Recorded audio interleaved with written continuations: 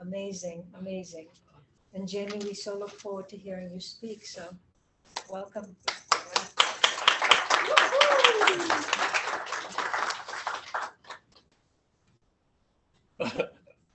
Well, I'm already a mess. I just want to say hi to you all. Thank you for being here. And I'm already so much. It's good tears. Really good. Yeah, we feel you. I just can't believe that I'm here.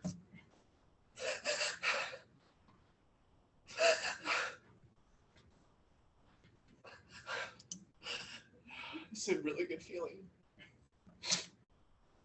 To be used in this way. And this all came from surrender. All the many times I thought that I found myself, I was lost. I was still trying to be somebody. And I'm in a room full of nobodies who like me. Thank you so much. Or the best of me. I said something recently to my partner, and by the way, I want to give credit to my partner, Lacey, who may or may not be watching at this moment. But she picked that Ernest Holmes quote. She's gotten so much out of Ernest Holmes, out of Science and Mind. And these were all, this way of life and this way of seeing the world was very new to her a few years ago before she met me. And she's gotten so much out of it. And I come from a tradition of Christian Science. My grandmother, there was discord in her family. She was actually the child born of rape. My great grandmother was raped and had the child, and that was my grandmother. And she by the time she was in her early, like 11 or something, she just felt that something was missing in her household. She was raised by my great grandmother and my great aunt, and they did an amazing job. And my grandmother, God bless her, she just thought that the answer was somewhere in religion. She thought that there was something missing, and so she knew the neighbors went to church, and so she hitched a ride with the neighbors in Pasadena to a church, and ended up being Christian Science. And it just touched her so deeply, and she brought it home to her household, and it transformed her whole household and the next 3 generations, including me. So I just want to give a lot of credit. I want to give a lot of credit to my grandmother, Annabelle, who's 92 and living very strong, and is just runs her own business. Yeah. I don't think she's here, but she can hear wherever she is. I really believe that. And she raised us all. She had 6 children, raised them all in Christian Science, and it filtered on down to me, her grandchild. And I didn't like going to church when I was younger. I mean, I didn't understand why I needed to dress up, and it was sort of as good as organized religion can be. There's some things about it that I feel like are in need of drastic revision, along with man's ideas. The ideas of the last few thousand years, are just a lot of them are unrevised, and I feel like it's the opportunity that we all have now to be able to look back at everything that's been done and to see where we can refine it and make it more pure. And today I'm glad that I dressed myself and that I get to be Jaymee today, but what I really am is I'm an instrument. And I found that deep into my experience. I was a drug addict early on in my life. I had things happen that probably happened to a lot of people in this room. A lot of painful things, a divorce that didn't make sense to me, and talk about intuition today. I'm so glad that was brought up. I was divorced from my intuition very early on because I felt that things were going on, and people told me, no, that's not happening. No, everything's fine. And there was smiles and like, no, really, mom and dad are fine, you know, and mom and dad weren't fine. And I stopped believing the voice in me that was saying, that was harmonizing with my environment, you know, and knew that something was wrong. And so I stopped believing that voice very early on, and that was my intuition. And many other things happened, you know, sexual abuse found me, and you know, I didn't know what to do with it all, you know, and I didn't do well in school because of it, and I was put in therapy, and I finally got to be honest with somebody about what was going on with me, and you know,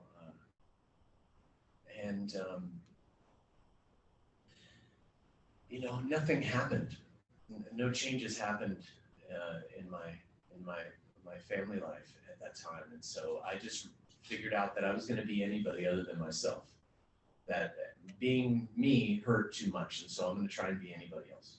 And so I spent the next 13 years of my life just lying about everything, you know, and that non-authenticity, you know, that trying to be somebody in the world, that trying to fit in, you know, and trying to be the vision in other people's eyes, separated me from not only my intuition, but from my spiritual side, which I didn't even know was alive and well in me all along. You know, all through all this stuff, these are just the things that happened to me. They're not who I am. You know, they're not who we all are. And I got sober after a really terrible time with drugs. I ended up homeless in downtown LA, just wandering the streets. I ended up in my boxer shorts and just nothing else.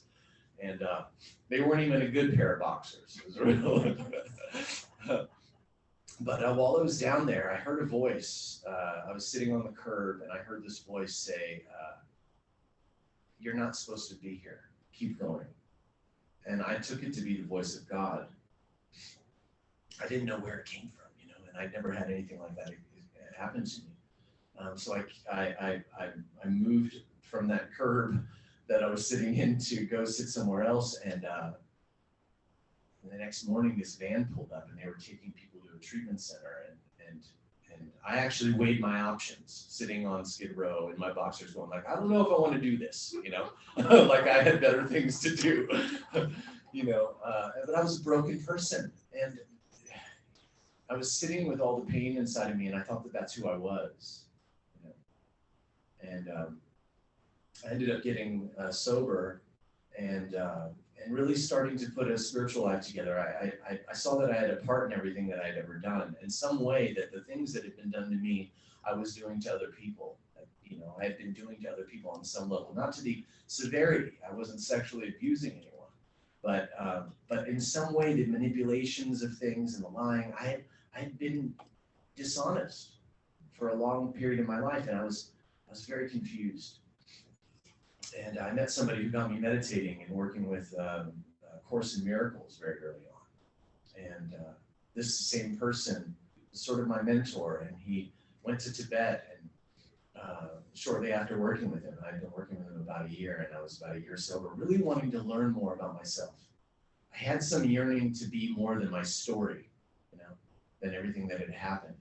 And I didn't even know that. And I really was drawn to the East. Growing up, I loved the smell of Indian food, and I liked the sound of sitars, and you know, I was kind of drawn to Tibetan Buddhism, but I didn't have any import with it. And so this man, this mentor of mine, his name is Vic, he went to Tibet, and he came back, and it's very rare to get into Tibet, you know, especially being a 6'7" white man, you know, like very difficult to do. But he did, and he met this teacher who it was one of the Dalai Lama's teachers, and he brought home this meditation to me, and it changed my life. And I started seeing that I was more than my thoughts, and it started reconnecting me with my Christian Science upbringing, which was, you know, the notion that God is love, you know, that God is everywhere in all of us, that I'm it, that you're it, that it's everywhere. And I believe that to this day, you know, and I think that the less that we become the story of the things that have happened to us, and the more that we attune ourselves to this space within, you know, this is where the street monk thing started coming in, because I consider myself an ordinary, everyday street monk, deep undercover for the divine, sort of just looking like everyone else, not trying to stand out necessarily. And in my not trying to stand out, I seem to stand out, which is the funny thing. So I was having this experience with Buddhism, and it was really changing me. And it was also connecting me, like I said, to my divinity. And I started really feeling like, this thing growing in me. But I also was going from the extreme of drug addiction and hurt to now the extreme of this identity as a person in recovery and somebody who was like identified with how much time that I had sober and how many people I could help. And it's still an egoic construct of a Jaymee, and now Jaymee was this new form, but it was still just another story, and so at a certain point, through doing all these music accomplishments, and yeah, it's really interesting to hear these credits of mine. That was some former version of me still. The me that stands here before you doesn't even relate to being the doer of any of that stuff. Those were all my attempts to be somebody in the world. And at a certain point, the universe, I really believe that it speaks to each of us, and it's been around the whole time trying to send us messages. And synchronicities show up, and some are just mind blowing that you just can't even, like the intricacy and the specificity of synchronicities that happen to us, that speak to us in this way. I started having more and more of those experiences, but my identities were all crowding me. And this is about 10 years into this recovery. And I realized that all these were just ideas of me. They were ideas of Jaymee. And the world started shutting down. Like all of the things that I was able to do and hide in started to close up. And I saw that these identities were killing me in a weird way. It was not creating a quality of life. And so I've been going to Ahaya, which is in Pasadena, the Center for Spiritual Living there. And I've been going to Self-Realization Fellowship. I really feel a strong connection to Yogananda. I feel like he's been watching me all throughout my life, and that's a whole other story. But all these rich traditions, Tibetan Buddhism, self-realization, Center for Spiritual Living and religious science, Christian Science, all these things, I'm finding that they all intersect. They're truths that are just many roads to get there, but they all are showing us the same thing. There's more going on than we see, and so the street monk thing sort of came as like, I surrendered. In 2013, I was just tired of all the identities, and I thought, I need to just surrender all the ideas of me. And if there really is this God that I really believe that there is, that it will use me in some way. And so I quit doing music drastically because it was another construct of me. And I quit doing everything except for meditating in the morning and asking sincerely to be used. Use me. I used to say, take my life and make of it what you will. And I really meant it. And what started happening was this inner reserve of mine started building, even though the world outside started to crumble around me. My marriage was starting to show signs of discord. I didn't know how I was going to make any money if I wasn't a musician. Who am I? What ended up happening was, this place that's in us, this place that's in me, became the more real place than what I was seeing on the outside. And I started having realizations of like, all these times in my life where I've been hurt, I thought, who would it have been nice to have there? What would they say? What would they be like to me? How would they approach me? Like a big brother or a mother or, somebody that was there in these moments that it would have been nice to come up and say the right thing. I thought, who would that person be? And so I just started figuring out who that would be, and I became that person for others. I thought, I'm going to be the person I needed most for you. And that's what the street monk thing is. It's sort of being deep undercover for the divine and becoming who I needed most now for you. You know? And so in that year, I worked for somebody who was I got a job at a welding shop, and that was nothing that I'd ever done. I'd never gotten my hands dirty on a job, you know, and I was making an honest pay for an honest day's living, and an honest day's work, and the guy I was working for was a blackout drunk, and he was welding parts for aerospace, completely deep in intoxication, and he would tell me all these stories about his life and the difficulty that he's had and these really painful moments, and I listened because that wasn't me anymore. The part of me that was not me could listen and to really be there for somebody else and not judge. And I found that that was becoming a larger part of me. And the inner reserve was growing, and I was doing this work with this one person and hearing all his stories and not going to those places of judgment or running away, but being there and being a present, conscientious, sort of compassionate observer.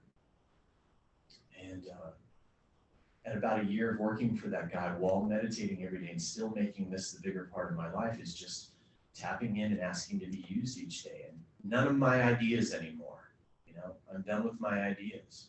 You know? And I would just show up to life and the next right thing would happen, and it's been that way. At the end of that year of working for him, he shut me out of his life because I got too close to him, I think. You know, I knew all his stories, and he couldn't bear the thought of being so close to somebody who he just couldn't understand.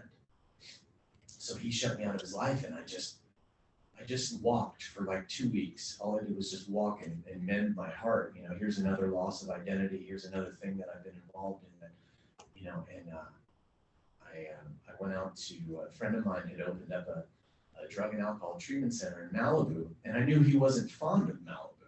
So I was like, what's going on here? Why is he out there? So I went to go visit him. And that year of connecting with God in the way that I was and making meditation the biggest part of my life and attuning myself to the will of God for me, you know. The owners of this treatment center, they met me and they looked at me and they're like, you have to work here. We want you here. Please try it. Don't say no. Just come and just give it a week. It was about 60 miles away from where I was living. But here I was, I couldn't say no because I've shown up here and here's God showing up again. And so I started going to, it was in Malibu and I lived in Pasadena. And so I was doing these long drives and being happy to go anywhere where I was called to go.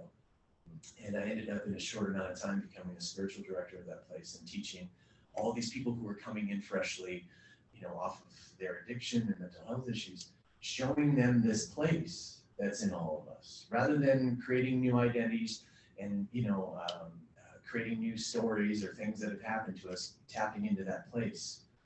And also met this Lakota elder who invited me to co-facilitate sweat lodges with him. And I did that for the next 3 years, bringing all these people from the treatment center, you know, all these kids in their 20s who are used to being in these treatment centers that just churn them out a lot of the time and don't give them what they need. And now they're in sweat lodges with me and we're doing this beautiful work, you know, and for 3 years I did that. And that led to opening up my own center in Santa Barbara, really just showing people this, you know, showing people that you are not your story. Those are just the things that have happened. There is a very specific thing. You are in an individual expression of the universe that's taken temporary form as Jaymee or as all of you, you know, to find what that place is within you and to make this individual expression known, you know. But I just this has been the most important thing that I've ever done with my life, and to be here today and to speak with all of you, you know, and to share my experience with this and to share these songs also that have come from that same place. You know, I don't write the songs. I was, I was joking the other day. My partner was asking me. She said, you know, here, this food. She's like, it feels like it's too much of this or that, and she's like, what should I do? And I'm not a cook, you know. But she gave me this bite, and I was like, oh, here, we're gonna mix this, and we're gonna put this in this, and it's gonna balance it out. And I was like, and we can trust this advice because I'm not saying it. Like I have no idea what I'm saying, so we can trust that. You know, it's sort of the notion of this, and it doesn't make much sense to people, you know, who haven't had that experience. But I know that the best ideas that come from this place are meant to last. You know, my ideas are temporary, you know, but the ideas of this place that comes from within us are, in the Tibetan tradition, they call it Vajra nature, which just means indestructible. You know, it's sort of the only lasting good in this life is things that come from this place. And we can always tell, you know, we can always tell when we're involved in something, if we're getting mixed signals or things aren't clear, you know, at least that's been my experience. And so, you know, I found that that working in the field that I worked in the last few years, like that people were hurting everywhere, and that I was sort of kept in this treatment center scenario, and the problems of the people who come in for treatment are the problems that everyone has, you know, and they've just gone to extremes to numb themselves, but they're just the problems everywhere. And so I took myself out of that scenario, and the treatment center that I started in Santa Barbara, I got bought out of it, and I'm set loose on the world now. So I have this individual, I have this private practice now that is, you know, if it were me, it wouldn't be half as successful. It wouldn't even be close, you know. But the part of me that is the part of you that's listening from that place, you know, it's doing all the work, and all I have to do really is to take care of myself, you know. And I take care of my body, I take care of my mind, but most importantly, every day I meditate before I do anything else, or else I don't really trust it. I don't really trust what comes out of me if I haven't tapped into that place. You know? So that's become the most important thing to me. And really, I want to be my friend. You know, I want to be loving to myself, and you know, the best relationship, the closest relationship that we can have is the one with ourselves, and this reconnection with the child in me, the child that got divorced from his intuition, has now returned, and I talk to that kid all the time. You know, and he's the one that's guiding me. You know, kids, they see it all. You know, they really pay attention. All they want to do is play, and they're present. You know, and so that's been really important work for me, to tap back into that and to allow that child to do the work and to trust it. My goal is to die to be my friend at my death. I don't know if I'm going to be able to trust anyone else to tell me that it's okay to go, but I know that I can trust myself, you know, and I want to be there for me at that moment and say, it's okay, good work, it's time to go, you can let go, you can trust it. And that's the more real part of me is that place now. You know? And I feel like this is probably all over the place, but it is so meaningful to me to be here to speak with you. And I was just overcome early on because I spent so much time in these seats. I've spent so much time, you know, trying to be something my whole life. And then, you know, the time that I try and not be anybody, all the good things happen. So that's my message to you today, is to be a deep undercover street monk everywhere you go, and, you know, use whatever is necessary in the moment, even non-spiritual terms, even coming at things from, you know, a way of connecting with someone with practicality. You know, my spiritual condition is very practical, actually. It's based in a lot of practicality. So thank you so much for listening.